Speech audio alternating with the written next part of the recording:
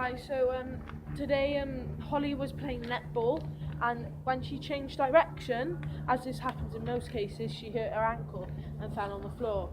I then went on, as I'm trained in first aid, to treat her. So what should I do to Holly? So the first thing I want to do is protect the area by further injury. So what I'll do is I'll take the boot off. So I'm going to take Holly's shoe off. So I'll take Holly's shoe off and her sock off to just have a little look. I'll also want to make sure that play around to stop to avoid Holly being hit by any ball or any players running into her. I'll then say to Holly that she needs to rest it. So for 48 hours to 72 hours after the injury, she must avoid activity. The first thing I'll do is once Holly's come off the pitch is I'll apply ice to it. So I put it in the area where it's sore. Is that okay, Holly?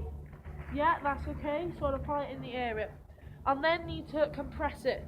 So as I'm strapped to resources, what I'll do, so you use this jumper, and then I'll compress it by doing this to prevent any further swelling from happening. I'll then elevate it onto this, as again, due to having little resources, do this, then the ice is on there. I need to keep it elevated, as you can see, nice and high. This is to reduce any more swelling, and if your leg is injured, avoid long periods of time where your leg isn't raised. Holly, also you should avoid running, so don't take part in any physical activity. So when you go home, you'll need to sit on the sofa. I don't want you doing anything. No massage, and also no alcohol. If you're in pain, you need paracetamol, and it's the first thing you should do tomorrow is go and see the physio, or now if possible. So that's it basically. Holly's sprained her ankle by the looks of it, and that's what Holly should do.